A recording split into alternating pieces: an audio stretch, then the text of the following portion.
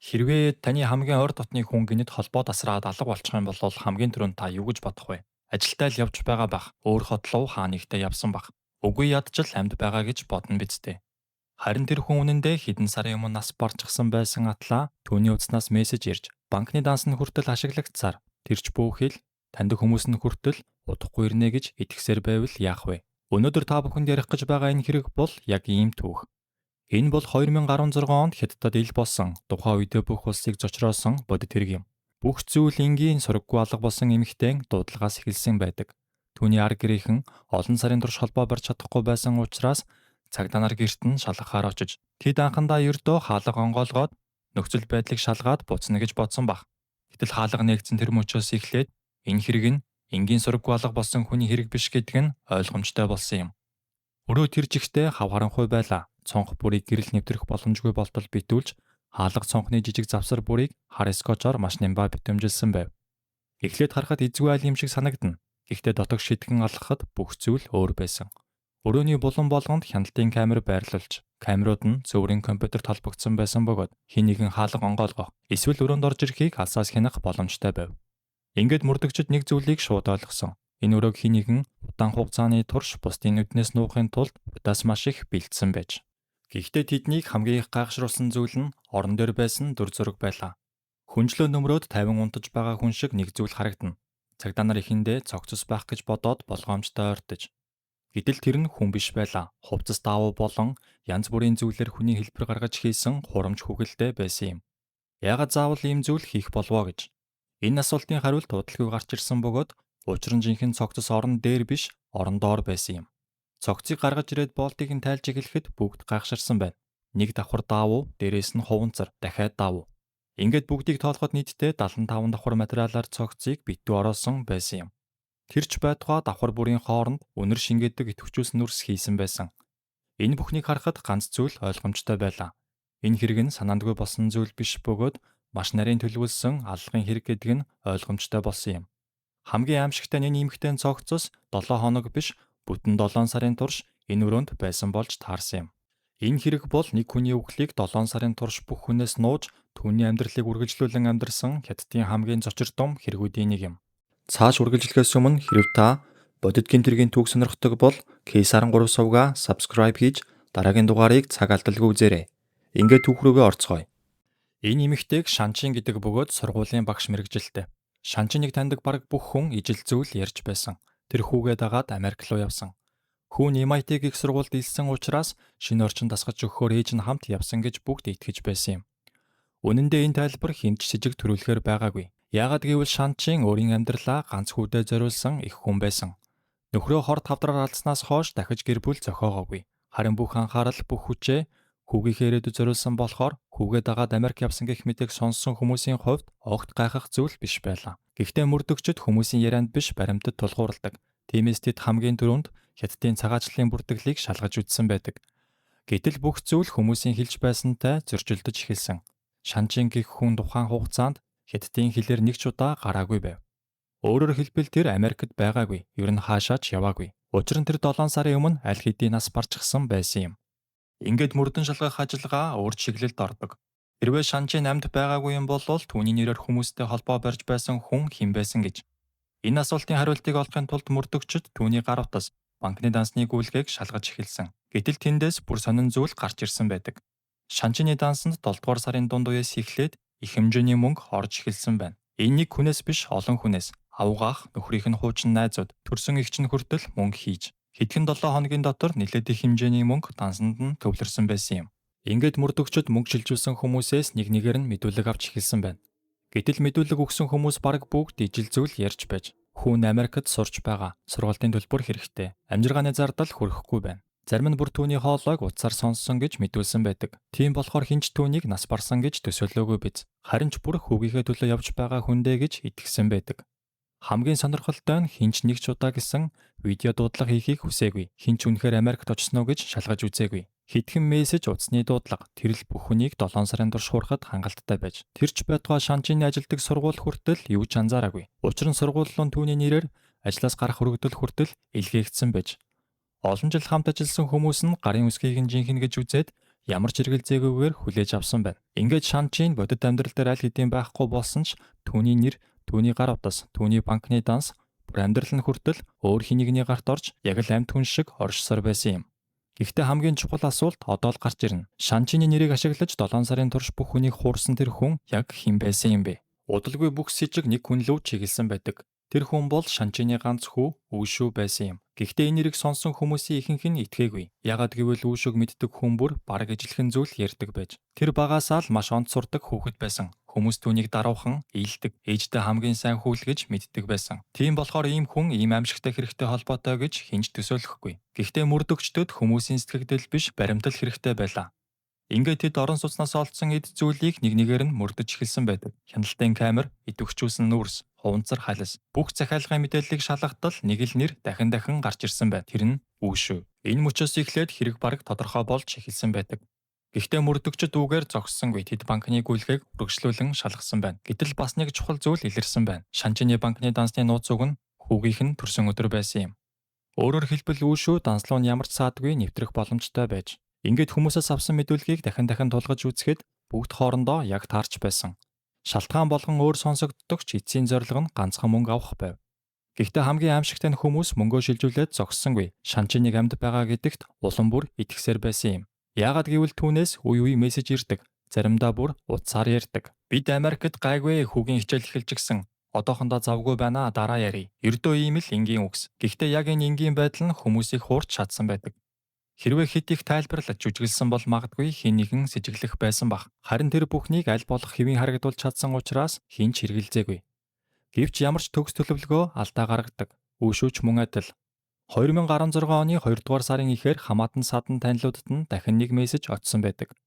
Бид Бостноос буцаж ирж байна 2 дугаар сарын 6-нд Фужиогийн төмөр замын буудлын дээр ирнэ. Боломжтой бол тосоод аваарэ. Өмнөх бүх мессеж шиг энэ удаач хүмүүс итгэсэн. Ингээд 2 дугаар сарын 6-нд бүгд буудлын дээр очиж тосч авахар хүлээсэн байдаг. Гэтэл Шанчин болон Үүшүү хинэн ч ирсэнгүй. Эхэндээ хүмүүс онгоц саадсан байх гэж бодсон ч хэдэн цаг өнгөрсөн ч мөн л адил ирсэнгүй. Удацлуун залгасан ч хинч авсангүй. Тэр үед л ар гэрийнхэн анх удаа үнэхээр санаан зовж эхэлсэн байдаг. Тэгээд шууд гэрт нь явж очсон ч хаалгаа тайлсангүй. Удалгүй байрны удирдлагаас түлхүүр авах гэж оролцсон ч зөвшөөрлгүй байсан учраас эцэст нь цагдаад хандаж. Хэрвээ тэр өдөр хамаатан садан нь буудлын дээр очоогүй бол энэ хэрэг дахиад хэдэн сар, хэдэн жил илэрхгүй байсан байж магадгүй юм. Харин тэр өдөр цагдаа нарын онгойлгосон хаалга 7 сарын турш үргэлжилсэн бүх худал дүүхийг нэгмөсөн төгсгсөн юм. Цагдаа нарын хувьд энэ хэрэг бараг бүрэн тайлагдсан байлаа. Нотлох баримтууд бүгд Үүшүүлөө зааж байсан. Гэхдээ мөрдөгчдийн хамгийн их гайхшруулсан зүйл нь тэр хэрэг сэжиглэгдэж байгаа хүн биш, харин түүний өнгөрсөн амьдрал байв. Үүшүү багаасаа л хүмүүсийн нүдэнд төгс хүүхэд байсан. Хичээлдээ үргэлж онц сурдаг. Багш нарынхаа бахархал, найзуудынхаа үлгэр дуурайл, Фужио хотын хамгийн нэрүндтэй сургуулийн эсэлтийн шалгалтад хүртэл хамгийн өндөр оноо авч байсан гэдэг. Энэ амжилт нь нэг удаагийн аз биш байлаа. Сургуулаа төгслөө тэр үргэлж шилдэг сурагчдын тоонд багтаж, дараа нь Хятадын хамгийн нэрүндтэй их сургуулиудын нэг болох Бээжингийн их сургуульд багш нарынхаа саналаар элссэн байна. Энэ боломжийг тэр үед маш цөөхөн хүн л авдаг байж. Их сургуульд орсны дараа ч байдал өөрчлөгдсөнгүй. Ирээдүйдээ залуу гэж хүмбэр магтдаг байв. Хожим сэтгүүлчид түүний багш болон ангийн найзуудаас ярилцлага авахд бараг бүгд ижилхэн зүйл хийсэн байдаг.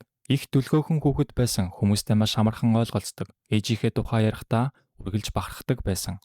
Нэг ч хүн түүний талаар муу зүйл хэлж чадаагүй юм. Тийм болохоор хүмүүсийн толгойд нэг асуулт эргэлдэж байлаа. Ийм хүн яаж өөрийнхөө хайртай ээжийг хөнөөх хэмжээнд хүрсэн юм бол? Гэхдээ тэр үед Үүшүү аль хэдийн Фужио хотоос явчихсан байж. Эхлээд Шанхай руу, тэндээсээ Шинжин, дараа нь Чүнчийн хот руу. Хэдэн 10 сая хүнтэй аврах хотуудын дунд таних хөнгөө амьдрах амархан байсан болохоор өөрийгөө тэнд нуухаар шийдсэн байдаг. Тэр бүр өөр нэр ашиглаж хуурамч бичиг баримттай болсон байлаа. Бааранд зөөгчөөр ажиллаж гадаад үйлчлүүлэгчтэй англиарчлуудаа ярьдаг байсан учраас хамт ажиллагчид нь түүнийг өндөр боловсралтай хүн гэж боддог байж. Сонирхолтой заримдаа өөрийгөө Бээжингийн их сургууль төгссөн гэдэг бол заримдаа бүр өөр сургууль гэд хэлчихдэг байсан гэдэг. Үннийг шалгах хүн байгаагүй болохоор тэр шин дүрээрээ амархан амьдарч чадсан юм. Тэр мөнгийг маш үрлэгэн зарцуулж шөнийн клубээр явж тансаг хэрэглээнд мөнгө цацаж эхэлсэн. Тэрч бүхий л ажилтдаг байсан баарныхаа менежер эмэгтэй дурлаж гэрлээ санал тавихтаа хүртэл асар их мөнгө зарцуулсан байдаг. Магадгүй тэр бүх зүйл дууссан, ард үлдсэн гэж бодсон. Цагдаа нар өөрийг нь хизээж олохгүй гэж итгэсэн баг.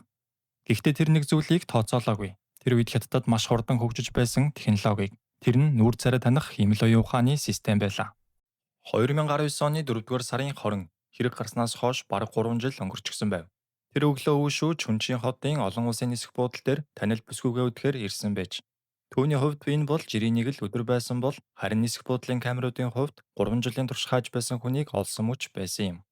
Эхний камер түүний царайг уншиж систем анхаарлага өгсөн. Дараагийн камер дахин ижил хариу гаргав. 3 4 дахь камер бүгд нэг л дүнг харуулж байлаа. 90 сурвалжилж буй этгээдтэй 98%-аас дээш магадaltaй таарч байсан. Хэдхэн минутын дотор мэдээлэл орон нутгийн цагдаад очсон байдаг. Харин үүшөө юу ч мэдэлгүй нисэх буудлын дотор алхасаар байж. Удалгүй цагдаа нар ирж түүнийг бүслэн нисэх буудлаас гарч амжаагүй байхад нь баривчилсан байдаг. Ингээд 3 жилийн турш үргэлжилсэн орголт ердөө хэдхэн минутын дотор дууссан юм.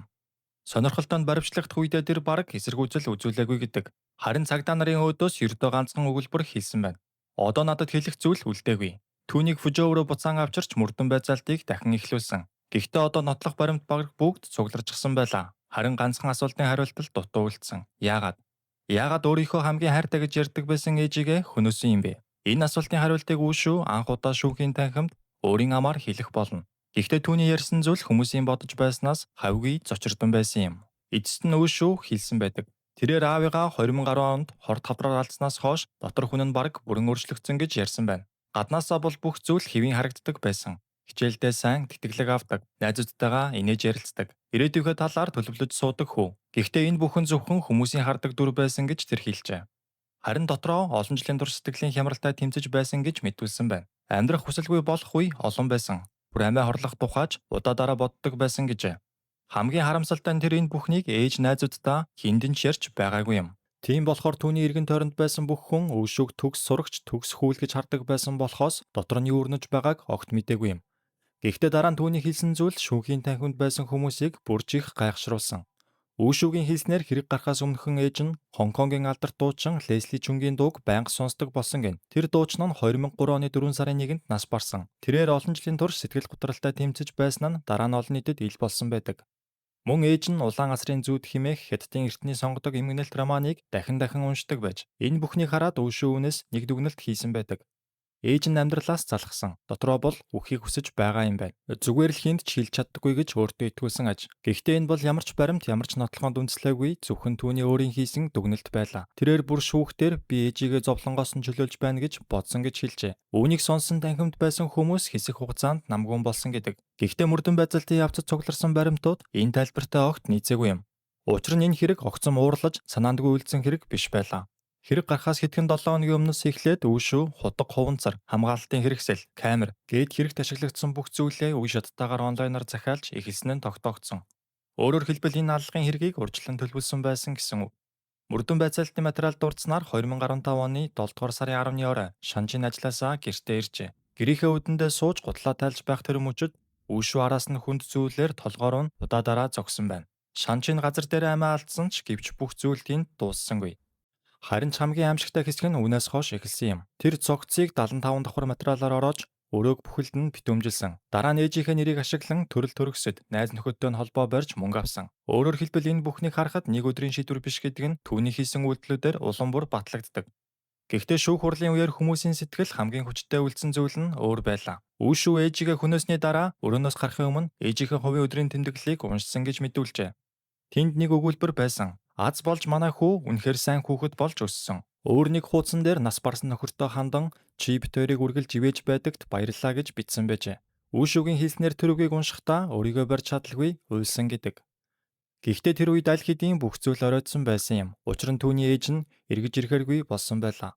Харин түүний олон сарын турш нуун дарагдуулсан бүх хүн шүүхийн өмнө нэг нэгээрээ ил болж эхэлсэн юм. Шүүх хурал хэдэн өдөр үргэлжилсэн ч шүүгчдийн хувьд хамгийн чухал зүйл нь үүшүүгийн нэг ч үйлдэл санамсаргүй байгаагүй. Алхан бүрийг урьдчилан бодож төлөвлөсөн байсан юм. Тиймээс шүүх түүнийг хэсэг хугацаанд өөрийгөө удирдах чадваргүй болсон гэх тайлбарыг хүлээж аваагүй байна. Ингээд 2021 оны 8 дугаар сарын 26-нд шүүх эцсийн шийдвэрээ танилцуулсан. Үүшүүг санаатаагаар хүний амнаас хөнөөсөн хэрэгт буруутай гэж үзэн цаазаар явах ял оноосон байна. Үүнээс гадна залилан бусдын бичиг баримтыг хууль бусаар ашигласан зэрэг бусад хэрэгт нь ял нэмж оноожээ. Гэхдээ хэрэг ингээд дууссангүй. Үүшүү давж заалдах хүсэлт гаргасан байна. Давж заалдах шатны шүүхийн шийдвэрийг хүлээж байх хугацаанд тэр төрөл төрөстэй хандан маш урт загтал бичсэн байдаг. Тэрхүү загтал нь 50,000 гаруй үгтэй байсан гэдэг. Загталтаа тэрээр өөрийн бага насны тухай, аавыгаа алдсан үеийн тухай, өөрийн айдас бухимдал хийсэн бүхнээ эргэн дурсаж бичсэн байдаг. Харин нэг өгүүлбэр нь олон хүний анхаарлыг хамгийн их татсан байна. Би багаасаа үргэлж хамгийн шилтгэн байхыг хичээдэг, эцэг ихээрээ бахархуулахыг хүсдэг байсан. Харин одоо хамгийн их гутамшиг дагуулсан хүн болж үлдгэн. Энэ үгийг уншсан хүмүүсийн дунд хоёр өөр байр суурь бий болсон байдаг. Нэг хэсэг нь тэр үнэхээр хийсэн зүйлээ харамсаж эхэлжээ гэж үзсэн бол, харин нөгөө хэсэг нь хэрвээ үнэхээр харамсаж байсан юм бол ийм хэрэг хизээж гарахгүй байсан гэсэн байр суурьтай байлаа. Ингээд 2023 оны 5 дугаар сард давзаалтах шатны шүүх анхан шатны шийдвэрийг хിവэрүүлдэж, удахгүй дээд шүүгч мөн адил өмнөх шийдвэрийг өөрчлөх шаардлагагүй гэж үзсэн байна. Ингэснээр үүшүүд оноос нь цаазаар авах ял албан ёсоор эцэслэн хүчин төгөлдөр болсон юм. 2024 оны 1-р сарын 31-нд түүнд цаазаар авах ялыг гүйцэтгсэн байна. Тэр үед өөшөө дөнгөж 29 настай байсан юм. Ялыг нь гүйцэтгэхийн өмнө түүнд ар гэрийнхэнтэйгээ сүүлчийн удаа уулзах эрх олгосон ч гэхдээ тэр энэ боломжийг ашиглаагүй. Хинтээ ч уулзаж салах ёс хийгээгүй юм. Ингээд Хятадыг олон жилийн турш цочроосон энэ хэрэг албан ёсоор өндөрлсөн. Гэхдээ энэ хэргийн хамгийн гунигтай дүр нь үүшүү биш бөгөөд харин бүх амьдралаа ганц хүүдэд зориулсан түүний ээж Шанчин байлаа. Тэр хүүгээрээ үргэлж бахархдаг байсан. Өдрийн тэмдэглэлдээ хүртэл. Тэр бол хүүгийнхээ ирээдүйн төлөө бүхнээ зориулсан ээж байсан. Харин эцэст нь хамгийн их хайрлаж, хамгийн их итгэж явсан хүнийхээ гарт амнасаа алдсан юм. Магадгүй энэ хэрэг бидэнд нэг зүйлийг сануулдаг байх. Бид хүнийг гаднаас нь хараад дүгнэх маш амархан, даруухан илдэг, амжилттай. Гэхдээ энэ бүхэн үнэндээ тухайн хүний дотор юу болж байгааг бүрэн илэрхийлэх боломжгүй. Заримдаа хамгийн төгс харагддаг амьдралын цаана хэний ч төсөөлөөгүй хамгийн эмгэнэлтэй үнэн нуугдаж байдаг. Харин өнөөдрийн бичлэг үгээр өндөрлөж байна. Хэрв та Case 13-ийн дараагийн дугаарыг цаг алгасахгүй үзхийг хүсвэл subscribe хийж лайк дарж дэмжээрэй. Дараагийн дугаараар дахин уулзъя.